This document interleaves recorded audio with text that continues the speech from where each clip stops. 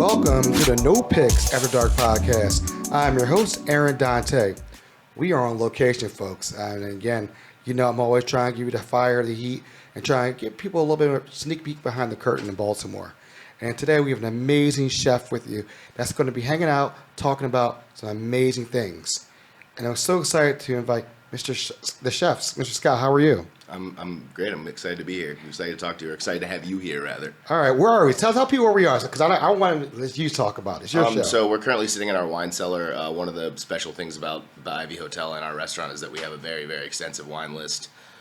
This is a Robert Parker wine cellar. It's named for one of the just leading wine people in the country. So it's just an incredible space. It's my favorite room in the entire building, honestly. Well, I appreciate you taking time out of your day. Oh, yeah, of course. To come hang out. Yeah. Just for a little bit. I know it's your day off, but we're gonna make it worth it. No days off. And I will tell you, people. I mean, this is one of the interviews that I wanted to interview probably a year ago. I've heard so many great things about Magdalena, the restaurant, and just timing. And I always believe timing is always right for the right reasons. And I'm so happy that now we've made it work to sit down and have this conversation today. Yeah, I think now is like a good time because I sort of have my feet under me in my role. I've really started to catch my stride at Magdalena, and I think that the reviews and the guest experience when I talk to tables and stuff, it's starting to reflect that. So I'm very, very excited to start getting a little bit of letting everyone know what's going on. Okay, basically. I know you're a music guy, podcast guy, all that good stuff. Tell people a little bit about you. Let's give a little bit of background about you. Are you from Baltimore? Are you from the region? I'm from Howard County. Okay. I grew up down in Columbia, in Oakland Mills, if anyone's familiar with that area. My parents my mom was born in England. My dad is from Ellicott City. So I'm mixed race and grew up in that little microcosm in Howard County that Columbia is very much a bubble and a wonderful place to grow up. I moved up to the city when I was 19 years old. I was going to Howard Community College at the time.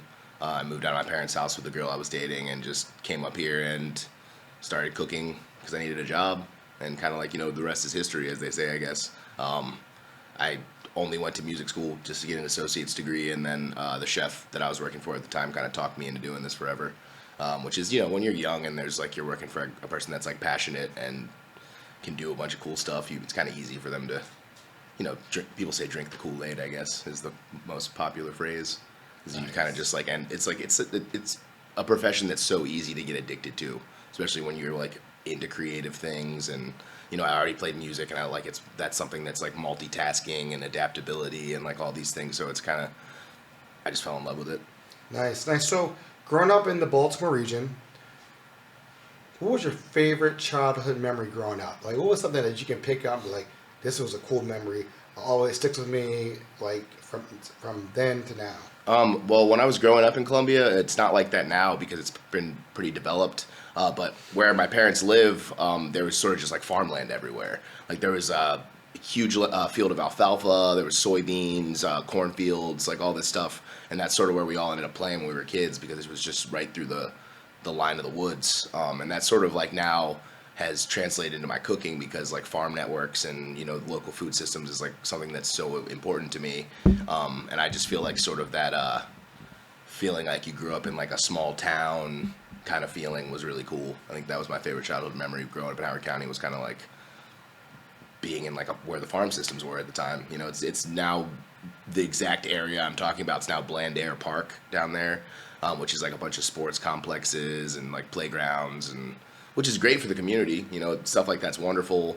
It's brought a lot of business and lacrosse tournaments and all that stuff to the area. But I kind of miss that which is this sort of straight go through the tree line into this wonderland kind of thing. It's funny. I remember growing up, Columbia. Yeah. And I remember we moved away, and it wasn't developed yet. And I remember watching. I was living somewhere, and it was the place to be, to move. Columbia was for families, and they had a certain different way, a pod or way of living out there. And yeah, it's the villages system it was kind different. of. Yeah, it's people. It was a planned community. Right. I think there's another sister community in Maryland to Columbia that's kind of similar. But there's the way the neighborhoods are set up is they're villages. It's the village of Oakland Mills, the village of Owen Brown, village of Wild Lake, Harper's Choice. It's all these little kind of centralized around like a shopping center and a community center and like pool and stuff like that, and all these amenities for the specific like little small microcosm of the community kind of thing. I mean, it's a cool way to grow up because, like, everyone knows, like, oh, what village, where are you from? Like, oh, I'm from Wild Lake, you know what I mean? And it's funny because it's like they wanted it to be a much larger city than it is ever going to end up being. Like, there's, like, in the sort of like city hall down there's like a plan for it, and the downtown's like a metropolis with like a tram system and all this stuff, and it's not ever going to go there, but it's, that's what they wanted. So it's a very, very interesting place. People always call it a bubble. People call it the Colum bubble that grew up there, like kids that grew up there. Yeah. So, I guess growing up there, like, so your parents lived there, you grew up. Was there anybody in your family that was like that you watched when you were younger that could cook good food? Oh, both my grandmothers, like my nana and my granny, like my white grandmother, my black grandmother. They're just both always been incredible cooks. I mean, like my mom's British, obviously. Which people always try to say that British food is like, it's one of those things like people are like, oh, no, British food's notoriously not good. But for me, it's special because, they invented globalization in a sense. So like their food is very like a mixed bag of things. When someone grew up there and lived there, it's like, the reason I love Indian flavors and all that stuff is because of my grandmother. And the reason I love like Asian food and stuff is because like she instilled how important tea service and all this stuff was to me. And it's kind of just like, people think they know what goes on over there, that it's just like fish and chips and stuff, but it's really not. It's more than that. It's more up in England. They got some good food over there. And she was like such a well-traveled woman because my grandfather was in the Air Force, so she knew how to make all these different like sauerbraten and like rouladen and all these German dishes. And so I always really was paying attention. You said that before we started, like if there was any, I was always really paying attention to food. Like I was a fat kid. I was always really excited about the kitchen. So my mom will say that. That's like her favorite thing to tell everybody now because she's like so proud of where I'm at. She's like, he was always the one pulling his chair up to the counter and like, like trying to be involved in what was going on. But realistically, it was just because I wanted to get to eat some of it. Yeah, you got a good appetite, so you got to know how to cook your food. Yeah. I like hearing those stories because there's so many cool things about that where I think about my uncles. Yeah. And my uncles were probably the best chefs I've ever had in my life. My uncle could give you a whole chicken, some collard greens, and some black eyed peas and whatever. And he would make a full meal at 2 o'clock in the morning. And they'd be like, bro, how did you do this? And like it'd be a masterpiece of like soul food. He could make anything. Just because he just loved it. He loved to cook, and that helped me learn. Oh, I want to watch. And I was skinny, but now I'm a little bit bigger now because I got like a little bit more. Weight ain't shedding off like it used to be. But I will tell you, I love to cook now. So I have like a huge smoker that's the size of this table we're sitting at. Nice. And I just sit back, man. I sit back days and just turn the smoker on, pull 6, 7 racks on, and I'm like, who am I cooking for? But for you know, me. Just for cooking. Why not? Fun, you know what I mean? Man. It's just fun. So that's cool that you already had that passion inside you. It's interesting you said your uncle too, because that was another person in my family, like my mom's brother, because he was a waiter at Clyde's. And, Clyde's, and, yeah. And so he always watched the kitchen, and like he kind of had this like secret like dream of like being a chef kind of thing. So he'd make some really extravagant stuff, and just like kind of experiment on things, and then like we'd all get to eat it. I just think it's like food's always something that's been very important in my family. That was like one of the first things I said in like an interview that I had, and when they wanted like a little blurb for our website, was kind of just like what happens when a family gets around a table, and like everything else in life can go away when there's beautiful food on the table. I agree. We did something for a festival last year, and it was 4 creators, never met each other, and we sat around food and we talked about it, and it was showing the bond of what food brings people together. Yeah. And by the end of that meal, you know everything about each other. We knew everything about each other. It was amazing, and I wish more people did concepts like that. Maybe that could be another concept we can do. Maybe that's another show we can do concept-wise. Oh, let me know if you want someone to cook for it. Hey, can we Miss Terry? Can we sign off on that? She'll make me do whatever. Hey, Chef Scott, anything. It's not really that hard to get me to do stuff, honestly. I'm still like I'm excited about what I do. And especially right now, I feel like I'm in a time when it's like, let's put the pedal down. Let's like go while we're going, sort of thing. So okay, so when did you start going? Did you go to school for cooking? Did you, or No. were you just naturally like? What was the first kitchen you worked in? Can you remember that? And did you automatically, when you pick a knife up, cutting the mise en place together and all that stuff, was it like a automatic love, like I love this, or was it kind of like, all right, this is cool? The first kitchen I worked in that was like a real kitchen was, operated in a way that is proper. It was called Zameen Bean Cafe. The building's still there. It's not operating anymore, but it's owned by the Dornick family. They're kind of like prominent in that little pocket of Fells.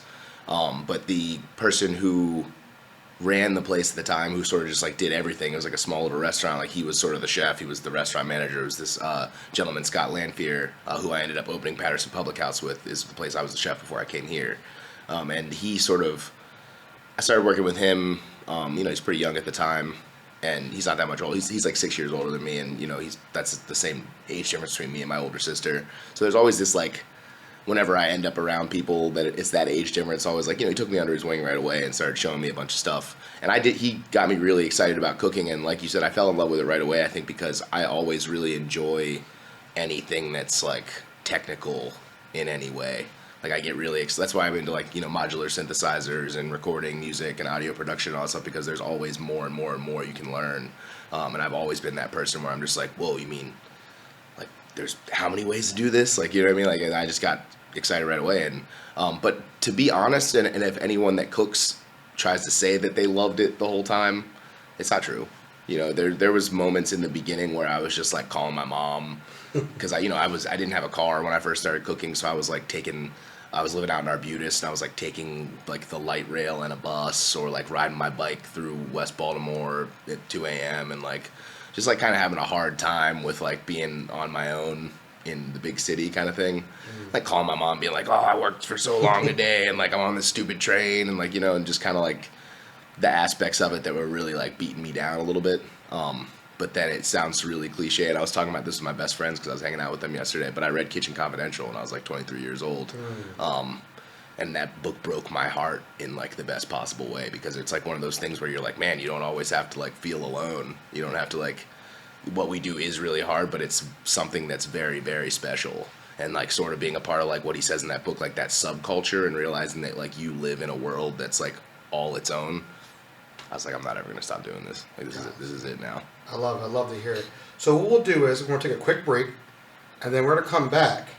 We're gonna talk about how you ended up here, and how you got here, and working for some amazing owners. And That's a pretty decent one. yeah, Because it started longer ago than it seems like. right. So we're gonna get into that, and I want listeners, because I want to get the first background about you so they understand who you are, and then we'll get into the technical stuff of being here and give us a little sneak behind the curtain. Excellent. All right, folks, we'll be right back after these messages.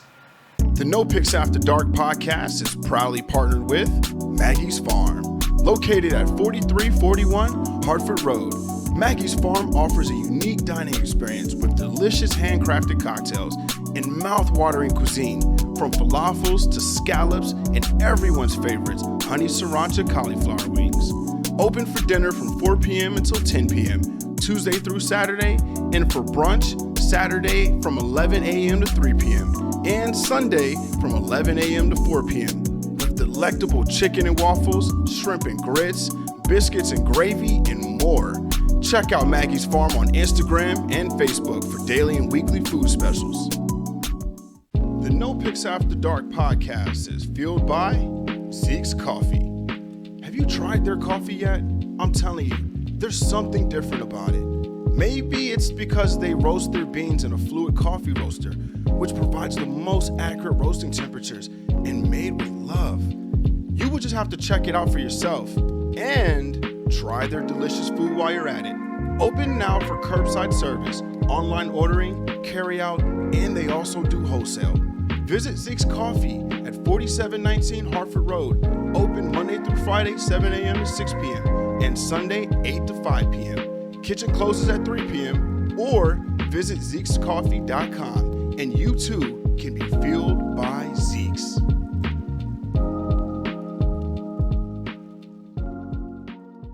OpenWorks is Baltimore's largest makerspace, offering access to tools ranging from 3D printers to welder, and training in how to use them. OpenWorks also offers affordable studio space, a coffee shop, and fun-free events throughout the year. But OpenWorks is more than a public workshop. It's a community of creative professionals, students, seniors, entrepreneurs, and makers of all kinds. Check out the website at www.openworksbmore.org or Instagram at open_works_bmore for class schedules, membership options, and more. All right. And we're back with the Chef Scott. And I'm so happy you, Chef Scott, that you're hanging out with us today. Yeah, I feel like we're having a great conversation. I'm loving this excited about it. conversation. I'm loving it. I'm loving it. And so we're at the lovely Ivy Hotel. I mean, I've never been here, but I mean, I feel like I had to wear some slippers in here to walk in here. I didn't wear my shoes, you know? Yeah, the place is amazing. That was one of the things that, you know, in the beginning really is what drew me here. It's especially the upstairs of the hotel is an absolute, like it's like Downton Abbey. So like, let's talk a little bit about that. The Ivy Hotel is black owned and operated. What does that mean to you as somebody who works here as a chef, head chef here at Magdalena? I feel like because of, I mean, how personal I already make everything about my career. Like I put so much of myself into my cooking, into my work. I feel like the fact that it's a black-owned establishment kind of takes that to the next level of it. Because for my whole career, I never worked for a black-owned business. And, you know, there are not a lot of black chefs in the country. Just, you know, there are tons of black chefs, but there are not a lot of black chefs in the country that are highlighted.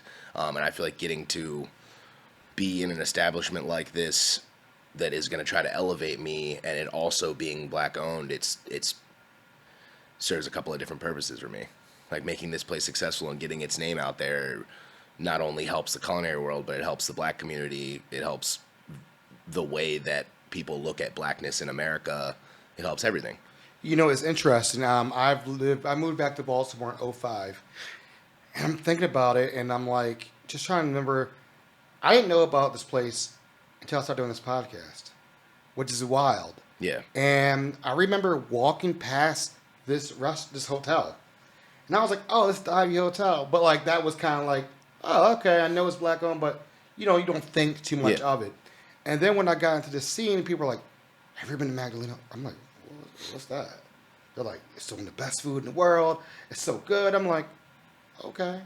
And then I looked online. I was like, "Oh, you know, prices on the menu. Okay, all right. Yeah, I get what it says, but I've seen so many amazing pictures and so many recommendations. I'm excited for me to actually come and eat here and check it out for my own self." So, like, what would you say your cooking style is? Like, what is your style?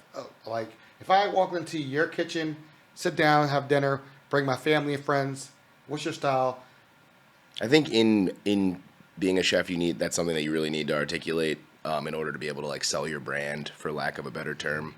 I know it's weird. It seems weird to say that, but it's really not. I know you understand that. Like, you have to believe in your concept. You have to propel it forward, or no one else is going to believe in it.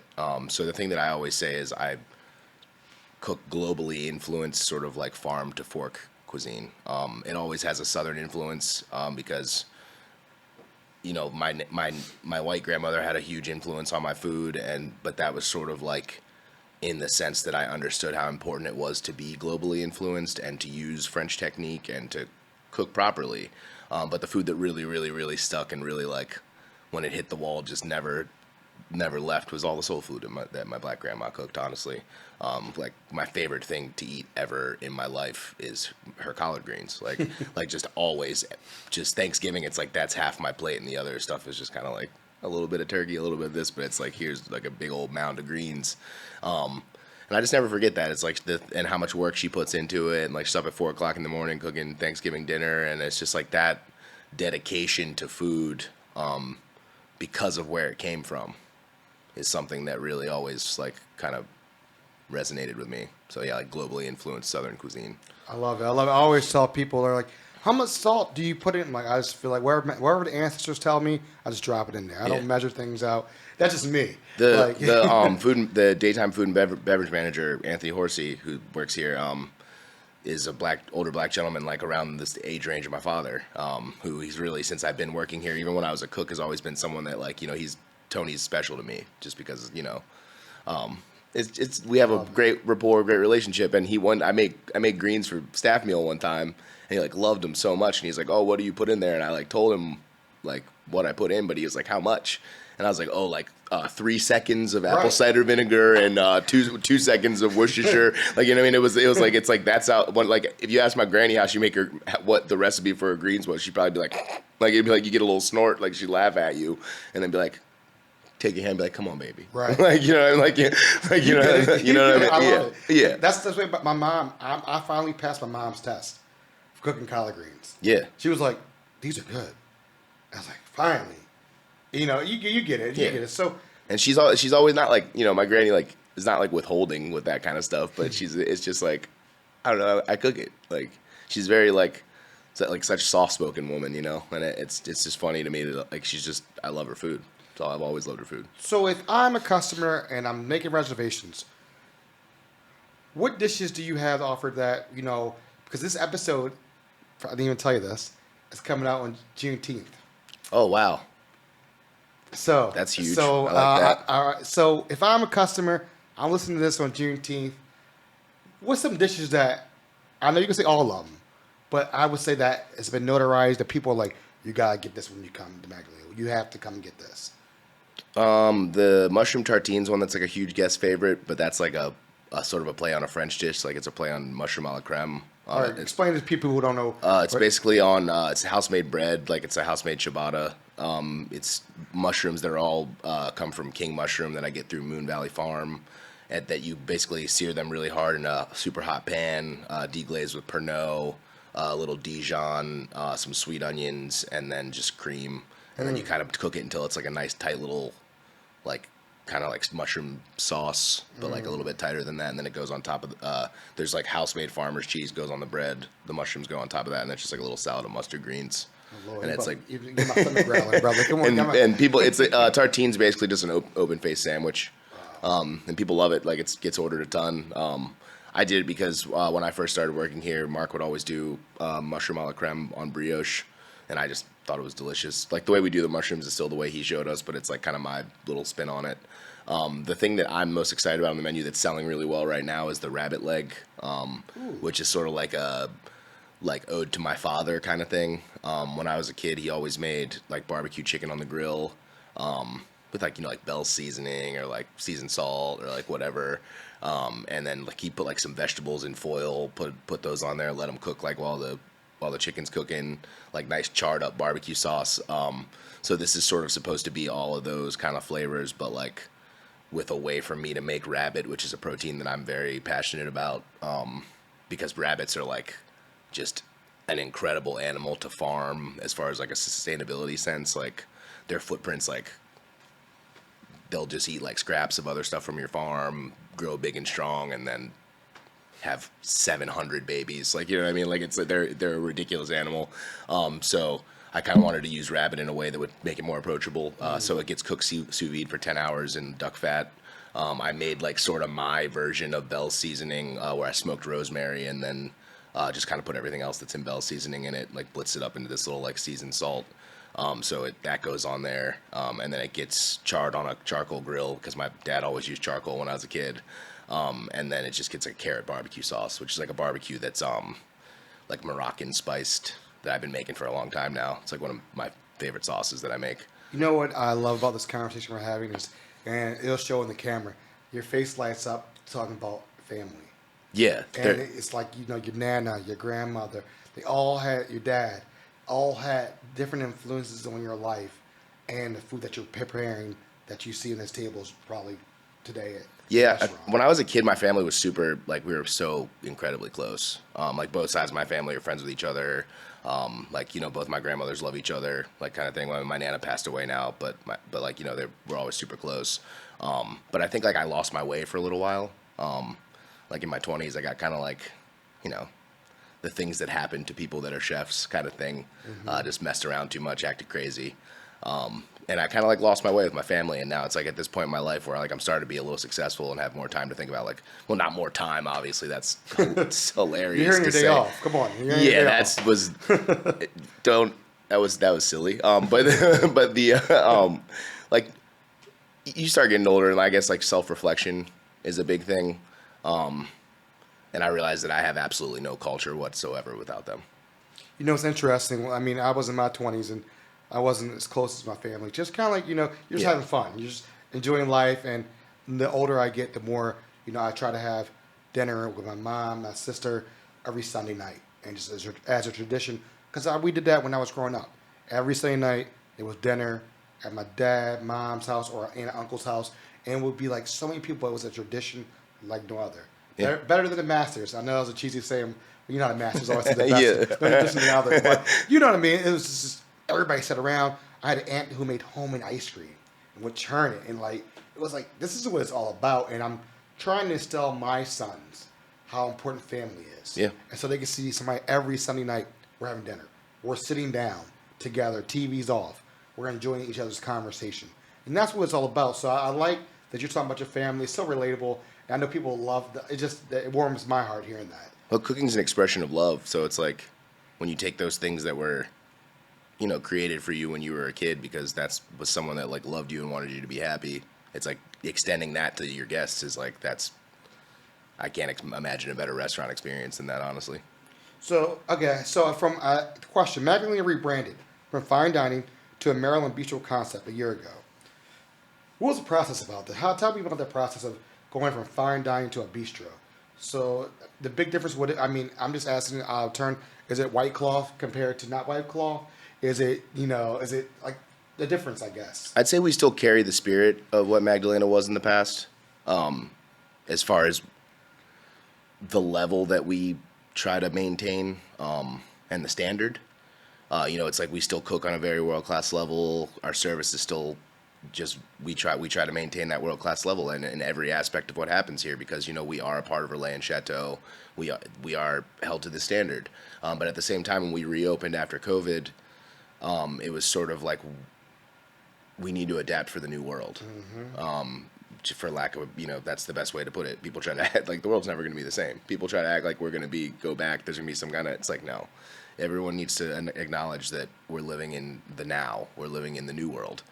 So it was like, people weren't going out as much. People weren't looking for that. If people are coming out, they want to feel comfortable. They want to feel like they belong somewhere because everyone's been in their house. So it was sort of this, let's create a more approachable restaurant that's more appropriate for where we are. And let's use produce from, that was something that we already did here, but like, let's highlight that. Let's talk about the farmers. Let's talk about this wonderful state that we're in. We're in one of the best farming networks in the entire country. It's wonderful to me that I can like hop into my car, drive 30 minutes and be like standing at John Shaw's farm in Moncton, hanging out, looking at some brand new row 7 vegetable that he's excited about. Like, I think it's insane that we can cook that way. So when Mark was still here and when we were reconcepting and he and Devin and I were having these meetings and sitting down and talking about it, that was something that we really like, let's have a seriously solid farm program. So for me, it being a Maryland bistro is more than just Maryland classics. It's the fact that the definition of what a Maryland bistro for me is that we take produce from this region and we cook it in an approachable and eclectic way. So you can come here and you can tailor an experience for yourself that's like nowhere else in Baltimore. And it's amazing to me that if you want to come in and get a burger and a side of Brussels sprouts and have a beer, you can do that. But if you want to come in here and get caviar service and foie gras and lamb saddle and, it's world-class cheeses for dessert, you can do that too. And I think that for me, that has always kind of been, I'm not from France, but like, for me, like when I go to a place like Petit Louis or somewhere that is a bistro, I've always been like, man, I can either come in here and have a snack or I can just like get seriously destroyed with some of the best food I've ever had. Now, what was that moment feeling when they said, this is your kitchen now? Like when you took over the kitchen, like walk us through that process of, they're sitting down talking. I don't know how it happened, but a little sneak peek, like you are now that face of the restaurant and you are the chef at Magdalena. Like, how does that feel when you heard that? Probably the same way it feels when, like you get drafted. I'd have to imagine. You know what I mean? Did you cry a little bit? Well, yeah, I did. I'm not gonna lie, I was terrified. I knew I could handle it. I knew what I was walking into. You know, I'd been a chef before. When I was working for Foreman Wolf, like I was one of the main people running Johnny's, which at the time and still now is a beast of a restaurant. Like I knew I could handle it, but I knew that this is a level that I'd never had run anything. The thing I was mainly nervous about was you try for so long to get here that like once you're there, it's like, how am I going to represent myself? Am I really going to do it the way I said? That was my main fear, I think. And for me, the way that the job was given to me was a huge deal because he passed away now, but David Garrett, who was like sort of like the head of our management company and the people that helped create this place, who's an absolute titan of the hospitality industry, like sat upstairs across from me and like told me how much he'd liked my food, like dishes he had that were on the menu that were mine. Was honestly super surprised at some of the things he had that were on the menu that were mine. Like he would go to tell Mark that it was great, and Mark would be like, "Who's that guy?" And he's like, "Oh wow," you know what I mean? And so, right before the end of this very special gentleman's life, I got to kind of have a relationship with him, and then he chose me. You know what I mean? And that was the biggest deal for me. Him and I had a phone conversation like a couple weeks after I got promoted that also was just like, he kind of told me I just needed to stay on my path and believe in it. And so it was crazy. It was giving me chills talking about it, honestly, because the guy was a very big deal. He knew like no one else I've ever been around, like just knew what was good, I always say that I say for lack of a better term more than I should, but I have no better way to put it, that he just knew what was good. Like he knew what he wanted and he knew what other people wanted. Like what That's a good feeling. Somebody believed in you and followed up with it and was like, yeah, this is the person who we want to take. And just being a guy that's, I've just been some, like, before now, just like some tattooed dude in Baltimore riding around on a fixed gear bike cooking at restaurants, trying to make them good, You know what's really dope is that I've interviewed another chef that's similar to your story recently, and he's not classically trained at all, and has one of the best kitchens in Baltimore now, food-wise. And you got my mind spinning, and we'll talk off camera with that.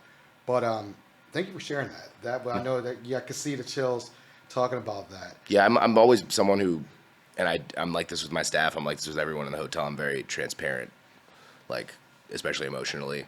I struggle with mental illness. I think a lot of people that are artistic do, and I try to be transparent about it because I think that the connotation of like men not being emotional and not sharing that kind of stuff is just silly. It is. I tell people this all the time and we talked earlier, when I won Best of Baltimore the first year, it was kind of like, ha, ha, ha, ha, ha. When I won the second year, and when the Baltimore Sun called me and said, we want to take a picture and do an article with you, I cried when it happened because it meant I didn't care about winning. It wasn't about that. And I always tell people it's not about winning. It was about seeing my face on a paper, in a paper. Yeah. Because representation matters. And for you to be here doing what you're doing, it matters. This episode with young children who might be listening, who will say, hey, wow, I can be just like him. And that's very, very important. And I think that's one of the things that I take into account every time I do this podcast. Somebody's out there listening, that their kid could be listening like, wow, I want to do this. Now I look over for all the Best of Baltimore nominations that just came out recently, and I see 7 different black podcasts that got nominated. You know how good that makes me feel? Amazing. Because I don't have to win no more. I just won right there seeing that. Yeah, that's the biggest win. That makes the other ones almost like, I'm glad they took me here, That's the win. Like it just came out today, and I looked at it and I was like, they weren't there last year, but now they're there. And to me, representation matters. It really I love does. hearing what you're saying. That means a lot because I always want to support black chefs because I know how hard it is out there in the industry. I've worked in the industry. I'll tell you that story another day. But and behind the scenes, I understand it. But I'm proud of what you're doing, and I'm glad that we had this conversation, sit down, and talk about it. So, going into the summer, We got a lot of things going on. We got AFRAM coming up. That's in Drew Hill Park coming. I know, like, is there going to be a different summer menu that you're working on right now? That because when this comes out, it'll be right.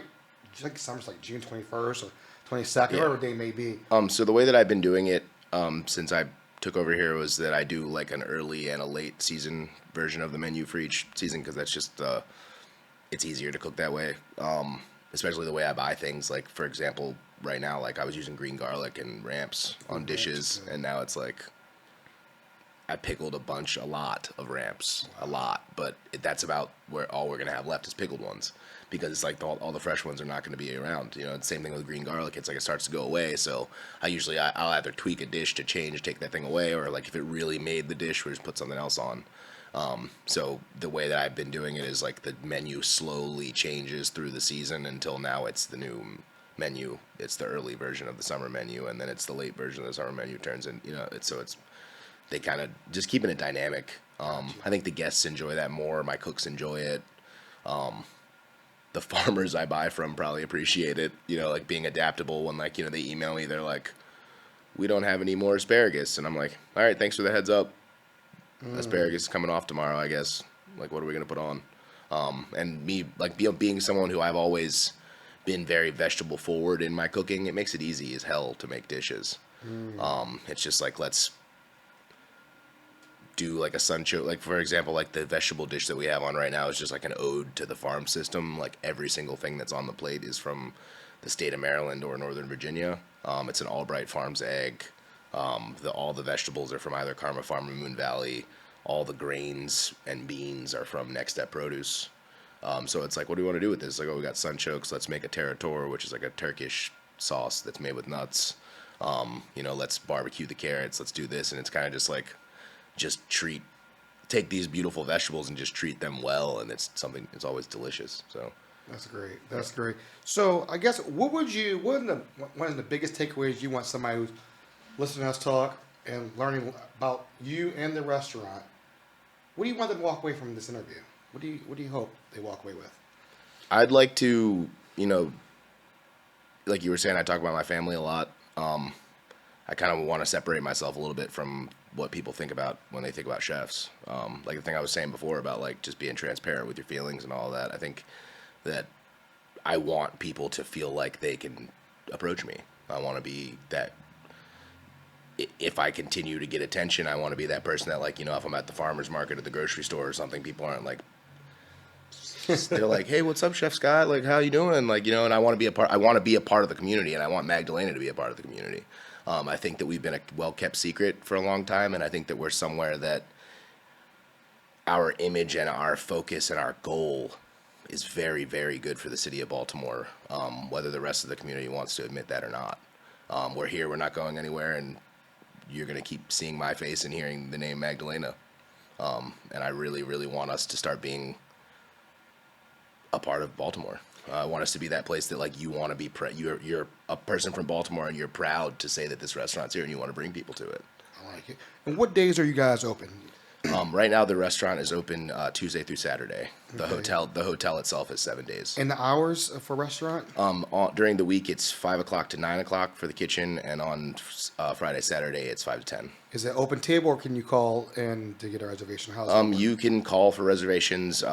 We do reservations through Open Table. We take walk-ins. We have bar seats available now. The courtyard's open. So. Yeah, I saw the courtyard. It's a rainy day right now in Baltimore, but I saw the courtyard when Tamron Hall was here doing the show. Yeah, that's a big selling point for me of this restaurant in the summertime and the springtime is that our courtyard is just absolutely gorgeous, especially at nighttime. The lights and it's just nice and quiet. It's awesome.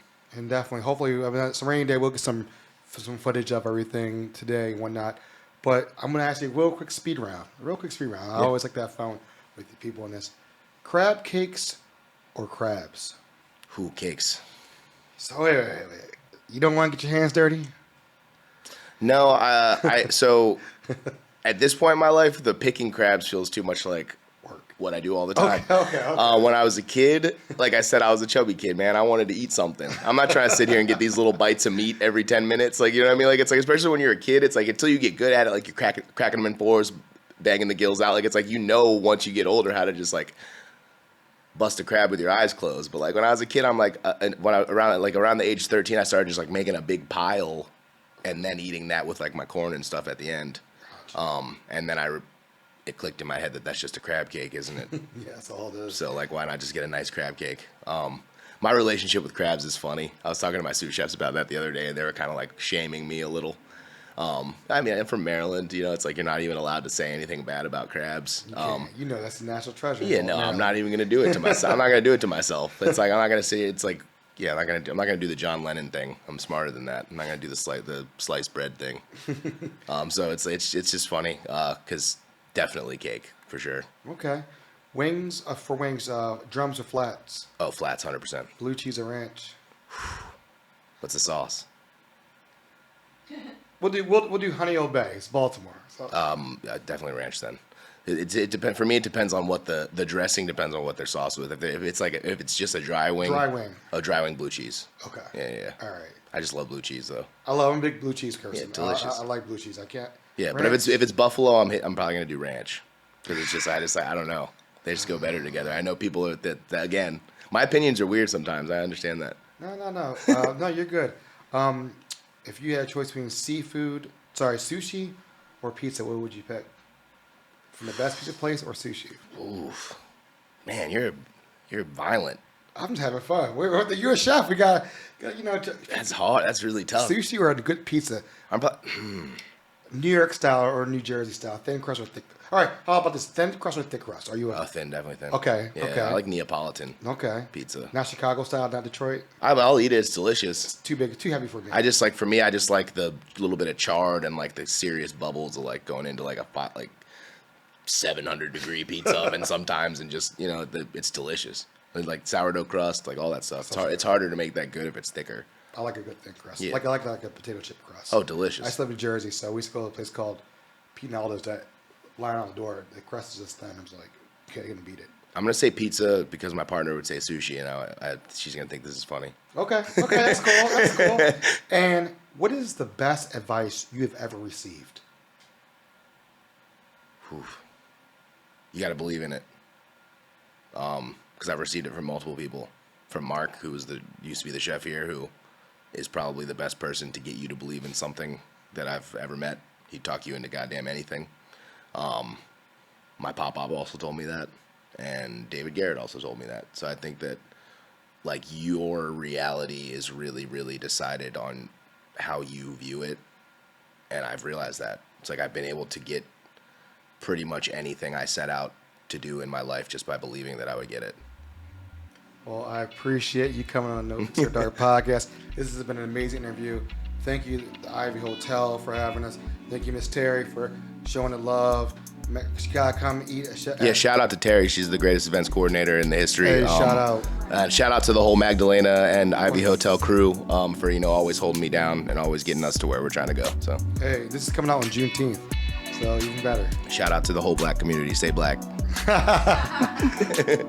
Folks, love, peace, and we're out. I had to say some funny stuff at the end, or it wouldn't be me.